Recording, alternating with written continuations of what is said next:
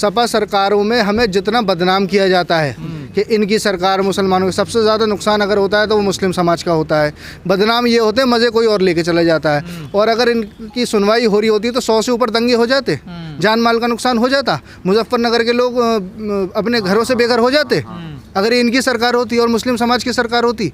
और इनके जो बड़े बड़े नेता थे, इनके मंचों से धक्का जो मारा गया, क्या वो सब नहीं है? और इनके समाज, जो हमारे समाज का, चाहे वो उनकी पार्टी के नेता हैं, अगर वो आज उनके हालत देखिए जेल में, ठीक है। आजम खान की बात कर रहे हैं जी, अब मैं नाम क्यों लूं, क्योंकि उनकी पार्टी के हैं, मैं बीएसपी का पदाधिकारी हूं, लेकिन आते हमारे समाज से हैं।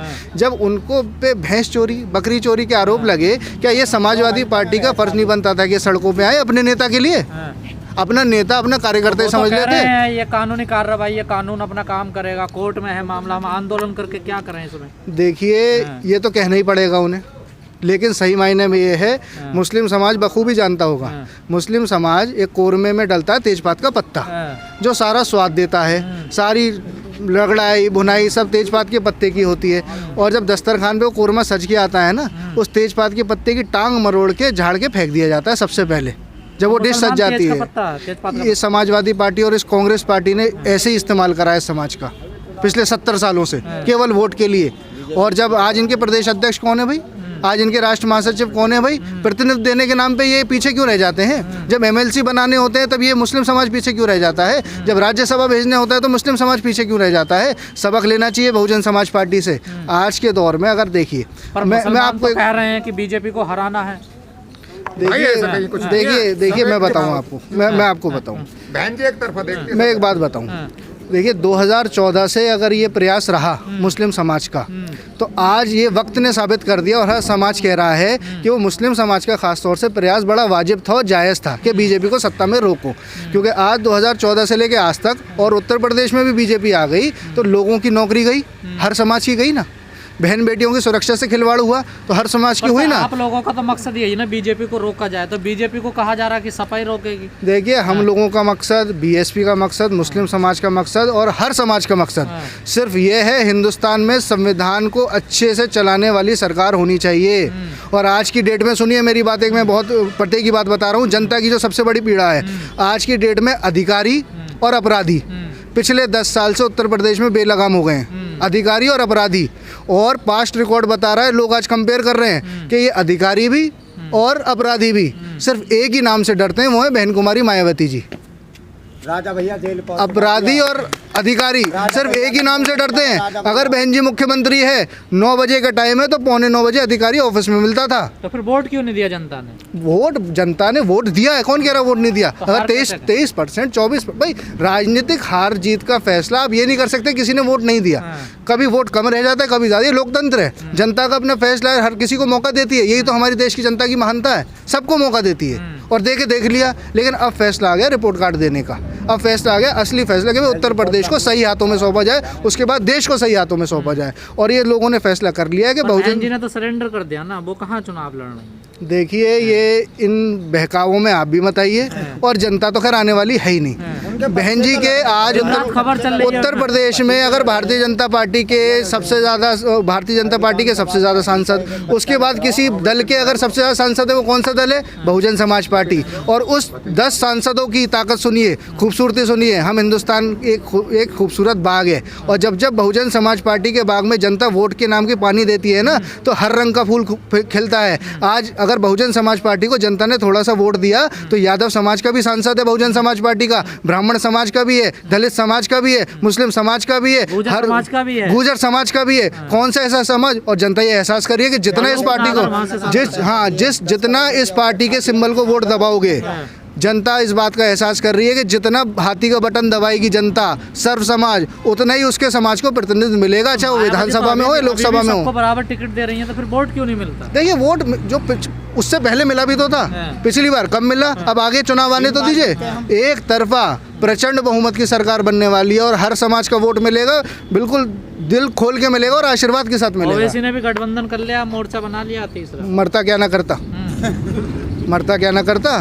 राजभर जी के साथ हो रहा था पहले तो, शिवपाल जी के साथ हो रहा था पहले तो, ये तो भाग गए छोड़ के। और राजभर जी के साथ जो गठबंधन हो रहा था, बड़े सपने दिखाए गए, उप मुख्यमंत्री इतने बनेंगे उतने बनेंगे, क्या हुआ? अब ये सब जनता हंस रही है इन लोगों पे कि ये कुछ नहीं, मौका परस्त लोग हैं ये जितने भी हैं। और हाँ, मैं बात करना चाहता हूँ हमारे राजभर साहब से और ये समाजवादी पार्टी से। इनसे गठबंधन किया है जो एक दिन पहले भारतीय जनता पार्टी के कार्यालय में बैठ के कह रहे थे कि मुझे इतनी सीट दे दो, मुझे ये दे दो, बात नहीं बनी तो समाजवादी के साथ आ जाए। कल को ये 2 विधायक 3 विधायक अगर जीत भी गए, क्या अखिलेश जी गारंटी देंगे कि ये भारतीय जनता पार्टी के पाले में दोबारा नहीं जाएंगे या जयंत चौधरी नहीं जाएंगे? राजभर जी का नाम लिया, उनका एक वीडियो बड़ा वायरल हो रहा है। उनसे पूछा गया कि किसकी सरकार अच्छी लगी उनको, अभी का ही वीडियो है उनका, कह रहे मायावती की सरकार अच्छी थी।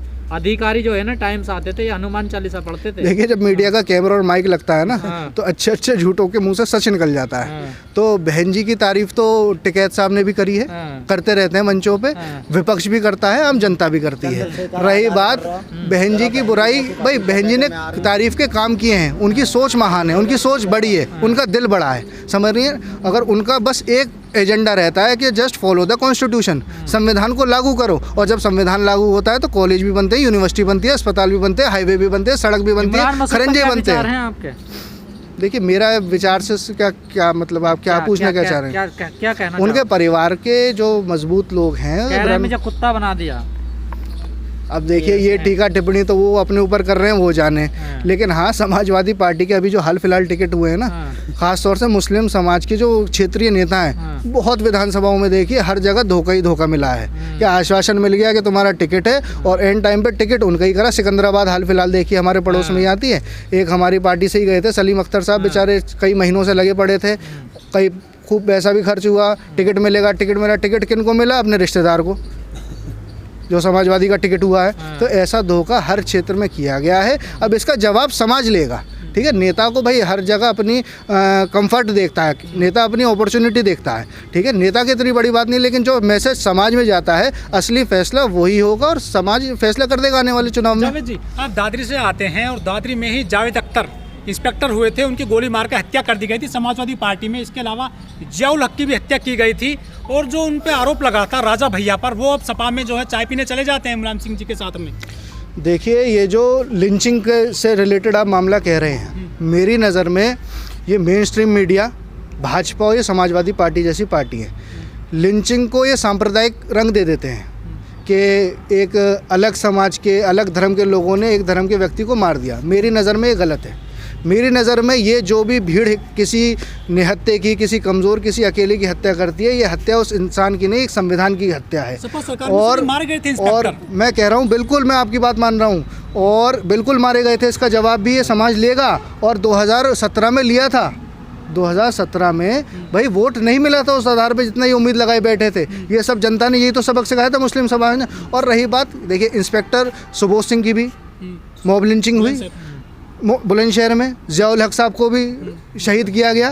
तो मेरा कहने का मतलब ये है कि जो लोग संविधान में भरोसा करते हैं, उनकी हत्या हुई है, उसमें हिंदू मुसलमान नहीं आता। और करा किसने? जिन लोगों में कानून का डर भय नहीं है। तो जनता इस व्यवस्था को बदलने चाह रही है कि ऐसी मुख्यमंत्री को बनाओ, और ताकि वो अधिकारियों को इतना कंट्रोल में रखे कि जो भी कानून तोड़ने वाले, तोड़ना तो छोड़ो, 10 बार सोचे कानून तोड़ने से पहले। हाल फिलहाल सहारनपुर में क्या नौमान मसूद साहब, जो मसूद परिवार एक बड़ा परिवार है, उनको माननीय बहन जी ने टिकट भी दिया है, वो क्या बीएसपी से नहीं जुड़े? क्या पश्चिमी उत्तर प्रदेश में उनकी ताकत को कोई अनदेखा कर देगा?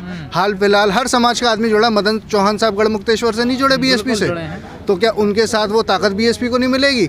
दिक्कत क्या है कि जो मेन स्ट्रीम मीडिया है, मेन स्ट्रीम मीडिया बीएसपी को जो कमज़ोर तो कुछ कर ही नहीं सकता, क्योंकि बीएसपी पार्टी कम, मिशन ज़्यादा है, और मिशन हर टाइम चलता रहता है। लेकिन ये जो राजनीतिक उठापटक हो जाती हैं, अगर बीएसपी से कुछ निष्क्रिय लोग पार्टी से निकाल दिए जाएं और उनको निकले हुए भी 1-1 साल हो जाएं, वो कल को जाके किसी पार्टी की सदस्यता ले लें, तो ब्रेकिंग न्यूज़ चलेगी कि बसपा का फलाना नेता उस पार्टी में ज्वाइन हो गया। अरे इस बात को कौन बताएगा कि बसपा से निष्कासित नेता है? विधायक, अब क्या विधायक बच्चे सब चले तो गए इधर उधर। देखिए, वो मौका परस्त लोग थे, उनकी अगर आपको ग्राउंड रियलिटी लेनी है, उनकी अगर रिपोर्ट लेनी है, उनके क्षेत्रों में जाइए। जो पार्टी छोड़ के गए हैं उनको अंदाज़ा हो गया था कि जो बसपा का जो काम करने का तरीका है, बसपा का जो सिस्टम है, वहाँ बूथ के कार्यकर्ता को सेक्टर के, विधानसभा, जिला, मंडल, ये जब माननीय बहन जी तक रिपोर्ट पहुँचाता है ना, उस हिसाब से माननीय बहन जी टिकट डिसाइड करती हैं। और उनकी रिपोर्ट पहुँच चुकी थी कि अपने क्षेत्र में अपने समाज के नहीं हुए, निष्क्रिय रहे, तो उनको ये अंदाजा हो गया कि उनका टिकट मुस्लिम कटना है। समाज के इतने बड़े नेता है नजमुद्दीन सिद्दीकी, वो तो छोड़ कर चले गए पार्टी। देखिए, मुस्लिम समाज के वो कभी नेता नहीं रहे, वो मान्य बहन जी के आशीर्वाद प्राप्त, मान्य बहन जी वो क्या कभी चुनाव लड़े थे या चुनाव जीते थे? अभी हाल फिलहाल वही जिनका नाम आप ले रहे हैं लोकसभा लड़े तो जमानत जब्त क्यों हो गई? वो इतने बड़े नेता थे तो क्यों नहीं मिला उन्हें वोट? वो एक बहुजन समाज पार्टी के कार्यकर्ता थे जिन पे बहन जी ने आम कार्यकर्ताओं की तरह विश्वास किया था। हाँ, सवाल उनसे ज़रूर होना चाहिए कि उन्होंने इतनी बड़ी दगा पार्टी के साथ, माननीय बहन जी के साथ क्यों करी कि बहन जी का इतना सम्मान देने के बावजूद आपने पार्टी का इतना नुकसान कर दिया। और रही बात, अगर वो नेता होते तो जमानत जब्त क्यों होती है अभी 2019 में बिजनौर से? तो इसका जवाब भी आम जनता को सोचना चाहिए। अभी तक मीडिया कह रही थी कि बीएसपी रेस में नहीं है, लेकिन पिछले 3-4 दिन से कहने लगी है कि त्रिकोणीय मामला त्रिकोणीय होने लगा है। देखिए, वक्त आने दीजिए। ये जो त्रिकोणीय भी आज कह रहे हैं, जैसे अभी कुछ टाइम पहले कह रहे थे कि बीएसपी रेस में नहीं है, ये मेन स्ट्रीम मीडिया आज खुद ही कह रहे हैं कि भाई त्रिकोणीय हो गया। अभी एक हफ्ता और आने दीजिए, पहले चरण का चुनाव से एक हफ्ते पहले पूर्ण बहुमत की सरकार, ये मन मार के बताएंगे।